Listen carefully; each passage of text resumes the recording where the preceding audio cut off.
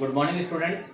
आज से हम जो है नई शुरुआत करने जा रहे हैं और आज से हम जो है कक्षा 11th की ज्योग्राफी को डिस्कस करने वाले हैं।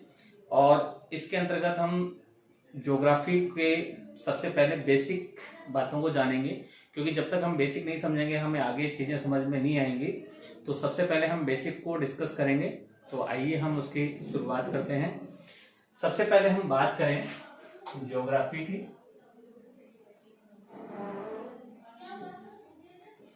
स्टूडेंट, सबसे पहले हम बात करें ज्योग्राफी को जो हम कहते हैं भूगोल। अब हम बात करते हैं कि ज्योग्राफी जो वर्ड है हमारा, ये एक इंग्लिश वर्ड है। कौन सा वर्ड है? इंग्लिश वर्ड है। एक इंग्लिश वर्ड है।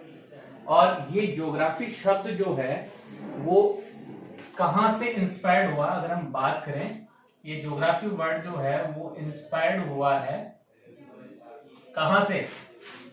ये एक ग्रीक वर्ड है। कौन सा वर्ड है? एक ग्रीक वर्ड है। और वो ग्रीक वर्ड कौन सा है? अगर हम बात करते हैं, वो ग्रीक वर्ड है जियोग्राफिया। ये हम बात कर रहे हैं यहां पर कि सबसे पहले हम बात करते हैं कि ज्योग्राफी जो है वो क्या है? इंग्लिश वर्ड है। और ये एक ग्रीक वर्ड जो है वो क्या है? ग्रीक वर्ड है। क्या है? ग्रीक वर्ड है। जो कि वो ग्रीक वर्ड कौन सा है? ज्योग्राफिया। ज्योग्राफी इंग्लिश वर्ड है जो कि इंस्पायर्ड बाय ग्रीक वर्ड जिसका नाम है ज्योग्राफिया, वहां से। और इस ज्योग्राफिया की बात करें तो इस ज्योग्राफिया का मतलब होता है डिस्क्रिप्शन ऑफ अर्थ।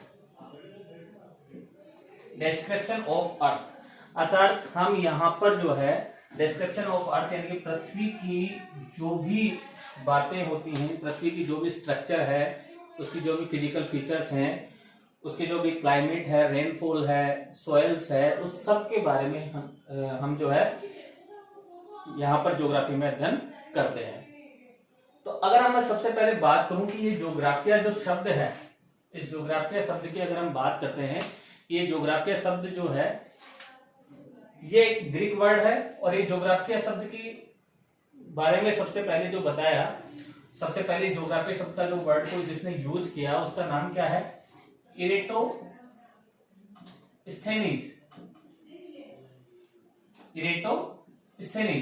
ये ग्रीक स्कॉलर था, एक ग्रीक थिंकर था, जिसने सबसे पहले जो है ज्योग्राफिया शब्द को यूज किया था। तो इस इरेटोस्थेनीज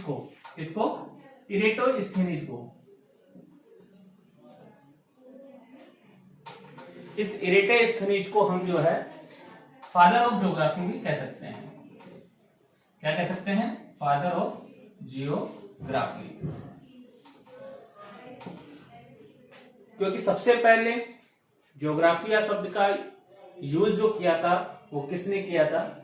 इरेटोस्थेनीज ने किया था, इसलिए इसको हम कह सकते हैं फादर ऑफ ज्योग्राफी। और हम कह सकते हैं कि geography is a science of earth surface, क्योंकि इसके अंतर्गत हम जो है अर्थ के बारे में सबसे ज्यादा स्टडी करते हैं। अर्थ के बारे में सबसे ज्यादा हम जानते हैं कि अर्थ पर क्या क्या चीजें, क्या क्या स्ट्रक्चर हैं, क्या क्या रिसोर्सेज हैं, क्या क्या मिनरल्स हैं, क्या क्या हमें जो है क्लाइमेट कैसा है, इसका एटमॉस्फेयर कैसा है, उसके बारे में हम यहाँ पर सबसे ज्यादा स्टडी करते हैं। तो सबसे पहले हम यहाँ पर जो जानने की कोशिश कर रहे हैं, तो हम कह सकते हैं कि geography is a science of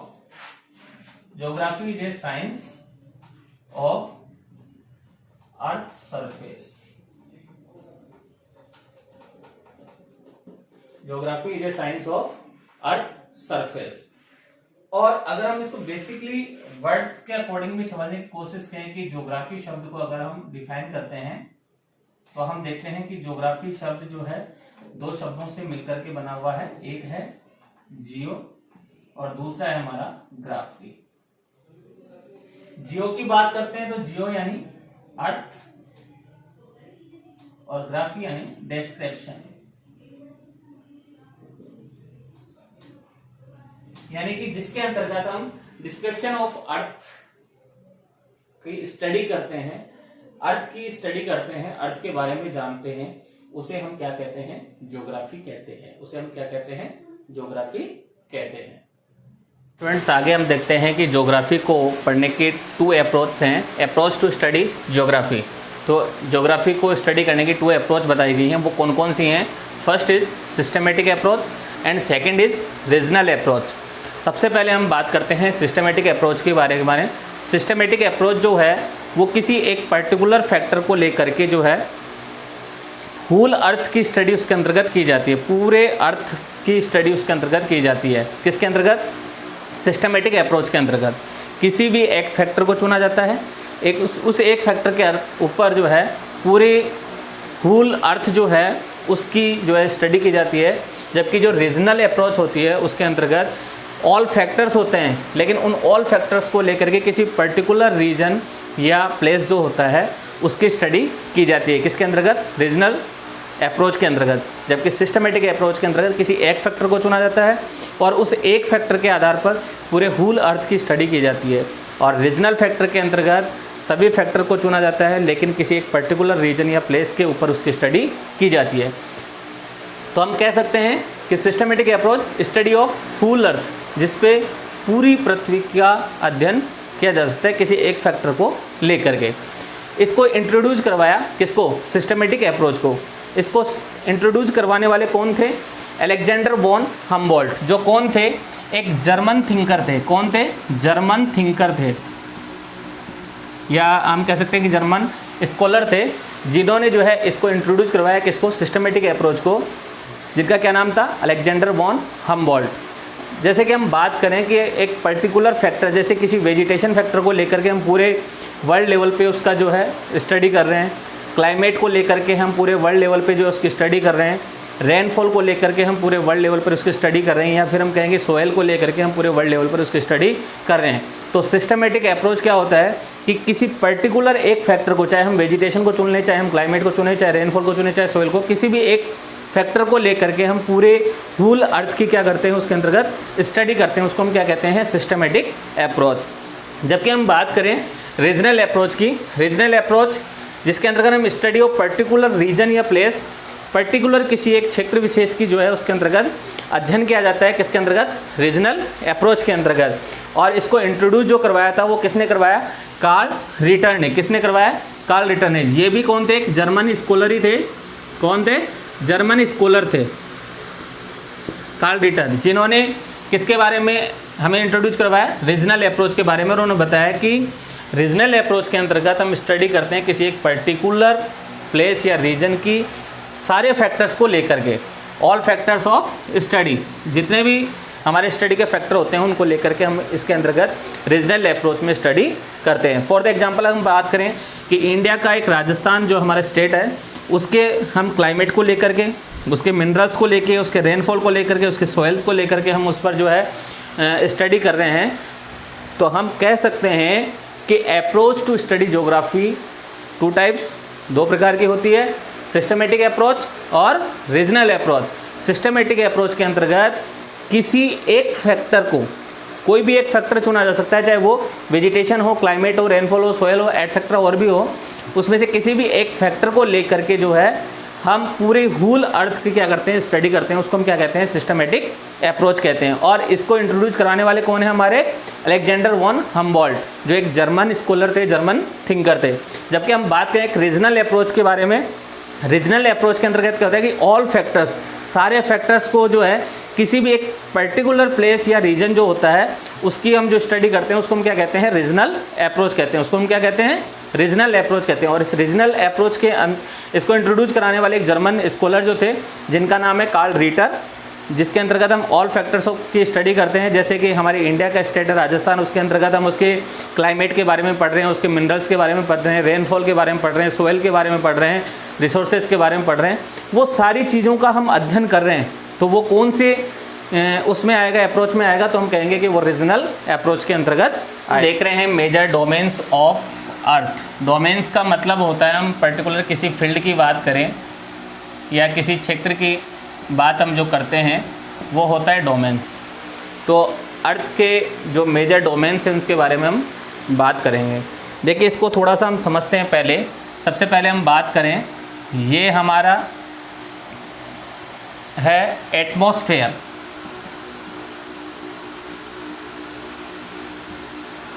atmosphere और ये हमारा है हाइड्रोस्फीयर।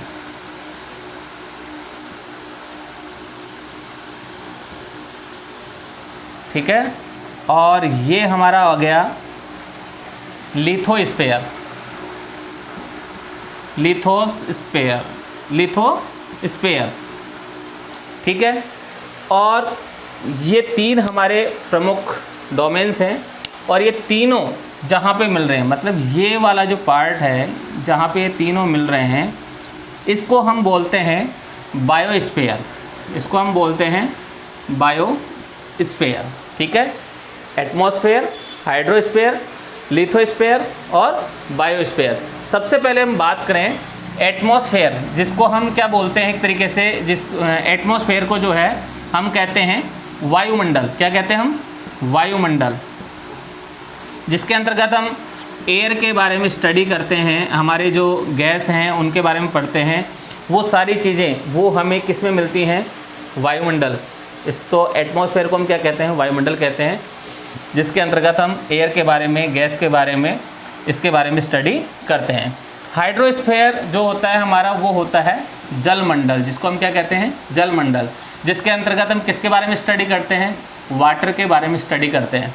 वाटर के बारे में स्टडी करते हैं, क्योंकि हमारा जो सैलिन वाटर है, साल्ट वाटर जिसको हम कह सकते हैं, वो कितना है हमारे पृथ्वी पर? 97% है। कितना है? 97%। और अगर हम बात करें कि हमारा जो फ्रेश वाटर है, अर्थात जो पीने वाला जो पानी है, पीने योग्य पानी, वो रिमेनिंग 3%। ओनली वो कितना परसेंट है? 3% है। और ये वाटर हमें किससे मिल सकता है? ओशन से मिलता है, रिवर्स से मिलता है, लेक से मिलता है। तो ये सारी चीज़ें, ये क्या है? ये कौन सा स्फीयर आता है? हाइड्रोस्फीयर। और तीसरी हम बात करें लिथोस्फीयर की बात कर रहे हैं। लिथोस्फीयर क्या है? इसको हम कह सकते हैं स्थल मंडल। क्या कह सकते हैं? स्थल मंडल, अर्थात जिसके अंतर्गत हम लैंड के बारे में, रॉक्स के बारे में, इनके बारे में स्टडी हम यहाँ पर करते हैं। तो एटमॉस्फेयर, जिसमें हम एयर के बारे में, जो हमारी गैस हैं उनके बारे में हम एटमॉस्फेयर में अध्ययन करते हैं कि नाइट्रोजन गैस कितनी है, इस तरह की जो बातें होती हैं वो हम एटमॉस्फेयर के अंतर्गत करते हैं। हाइड्रोस्फीयर, जिसके अंतर्गत हम वाटर के बारे में स्टडी करते हैं कि हमारे यहाँ पर साल्ट वाटर कितना % है, या यहाँ पर हमारे जो है फ्रेश वाटर कितना है, उसके बारे में जो भी हम स्टडी करेंगे वो किसके अंतर्गत करेंगे? हाइड्रोस्फीयर के अंतर्गत करेंगे। और लिथोस्फीयर जो होता है, जो हमारा स्थल मंडल जिसको हम कहते हैं, उसके अंतर्गत हम लैंड्स के बारे में और रॉक्स के बारे में स्टडी करते हैं। और एक सबसे इम्पोर्टेंट पार्ट मैंने आपको बताया कि जब ये तीनों जहाँ पर मिलते हैं, अर्थात ये वाला जो पार्ट है हमारा, जिसको हम क्या कहते हैं? बायोस्फीयर कहते हैं। क्या कहते हैं इसको? बायोस्फीयर। बायोस्फीयर का मतलब हम कह सकते हैं कि हम इसको जीव मंडल कहते हैं। क्या कहते हैं? जीव मंडल। जैसे कि यहाँ पर जो है हमारे प्लांट्स होते हैं, पेड़ पौधे जो होते हैं, वो जैसे एनिमल्स हैं। तो यहाँ पर एक तरीके से बायोस्फीयर यानी मतलब यहाँ पर लाइफ है। यहाँ पर क्या है? लाइफ है, यहाँ पर जीवन है। जब जहाँ पर एटमॉस्फेयर है, अर्थात वायु है, हवा है, हाइड्रोस्फीयर जहाँ पर पानी है, स्थल मंडल है जहाँ पर लैंड्स हैं, रॉक्स हैं, तो वहाँ जहाँ पर ये तीनों चीज़ें मिल जाती हैं, वहाँ पर क्या बनता है? बायोस्फीयर बनता है, अर्थात वहाँ पर लाइफ, अर्थात जीवन को जिया जा सकता है।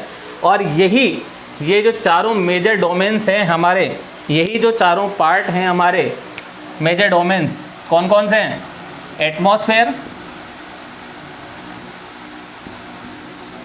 सेकंड हमारा हम कह सकते हैं हाइड्रोस्फीयर,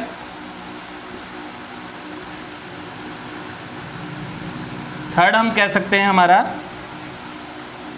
लिथोस्फीयर, और फोर्थ हमारा बन गया बायोस्फीयर। इन्हीं चारों, एटमॉस्फेयर पे, हाइड्रोस्फीयर पे, लिथोस्फीयर पे और बायोस्फीयर पे हमारी ज्योग्राफी टिकी हुई है। अर्थात हम हमारी ज्योग्राफी के अंतर्गत इन्हीं 4 मेजर जो डोमेन्स हैं हमारी ज्योग्राफी के, उसके बारे में हम ज्योग्राफी के अंतर्गत अध्ययन करते हैं। अर्थात हम एटमॉस्फेयर के बारे में, हाइड्रोस्फीयर के बारे में, लिथोस्फीयर के बारे में और बायोस्फीयर के बारे में इसके अंतर्गत हम स्टडी करते हैं। क्योंकि हमारे पृथ्वी पर देखो लैंड की बात करें अपन तो 70% तो वाटर है। कितना है? 70%। और 30% क्या है? लैंड है। 30% लैंड है। तो यहाँ पर जो हमने बात की एटमॉस्फेयर की हम बात करते हैं, हाइड्रोस्फीयर की बात करते हैं, लिथोस्फीयर की बात करते हैं और बायोस्फीयर की बात करते हैं। इन्हीं चारों मेजर डोमेन्स जो हैं इन्हीं पर हमारी ज्योग्राफी टिकी हुई है और इसी के आधार पर हम ज्योग्राफी का अध्ययन करते हैं। तो स्टूडेंट्स, आज इस पूरे वीडियो के अंतर्गत, इस पूरे लेक्चर के अंतर्गत हमने ज्योग्राफी शब्द के बारे में पढ़ा। सबसे पहले कि ज्योग्राफी शब्द एक इंग्लिश वर्ड है और ये इंस्पायर्ड हुआ एक ग्रीक वर्ड जिसका नाम था ज्योग्राफिया। ज्योग्राफी का अगर हम बात करें, अगर वर्ड मीनिंग की बात करते हैं तो हम कह सकते हैं ज्योग्राफिया का मतलब होता है डिस्क्रिप्शन ऑफ अर्थ, जिसके अंतर्गत हम पृथ्वी का अध्ययन करते हैं, पृथ्वी के बारे में जानते हैं। और फिर हम सीधा सीधा कह सकते हैं कि geography is a science of earth surface. Geography को हमने क्या माना है? एक साइंस माना है। किस पर? अर्थ स्फीयर का, अर्थ सरफेस का। फिर हमने अप्रोच पढ़ी हमारी ज्योग्राफी को स्टडी करने की, और अप्रोच कितनी बताई गई हैं? 2 अप्रोच बताई गई हैं, एक सिस्टमेटिक अप्रोच और सेकंड हमने पढ़ी है रीजनल अप्रोच। सिस्टमेटिक अप्रोच के अंतर्गत हमने जाना कि एक पर्टिकुलर किसी फैक्टर को लेकर के पूरे होल अर्थ की स्टडी जो हम करते हैं वो क्या होती है? सिस्टमेटिक अप्रोच होती है। कोई भी एक फैक्टर, चाहे वो वेजिटेशन हो, चाहे सोयल हो, चाहे क्लाइमेट हो, चाहे रेनफॉल हो, किसी भी एक पर्टिकुलर फैक्टर को लेकर के हम पूरे होल अर्थ की स्टडी जिसके अंतर्गत करते हैं। लेकिन सेकंड अगर हम बात करते हैं रीजनल अप्रोच की, रीजनल अप्रोच में क्या होता है कि फैक्टर्स तो सारे होते हैं लेकिन कोई पर्टिकुलर एक प्लेस या रीजन होता है जिसके बारे में हम इसमें अध्ययन करते हैं। किसके अंतर्गत? रीजनल अप्रोच के अंतर्गत। तो रीजनल अप्रोच और सिस्टमेटिक अप्रोच के बारे में हमने पढ़ा। और सबसे इम्पोर्टेंट बात अगर हम बात करें तो वो हमने जानी, नेक्स्ट जो आगे है वो हमने पढ़ा मेजर डोमेन्स ऑफ अर्थ। हमारी अर्थ के जो मेजर डोमेन्स हैं वो कौन कौन से हैं? तो हमने बात की कि 4 मेजर डोमेन्स माने गए, एटमॉस्फेयर, हाइड्रोस्फीयर, लिथोस्फीयर और बायोस्फीयर। तो स्टूडेंट्स, आज इस वीडियो में हम इतना ही पढ़ेंगे। नेक्स्ट वीडियो में हम और थोड़ा सा इसका बेसिक जानने की कोशिश करेंगे। धन्यवाद।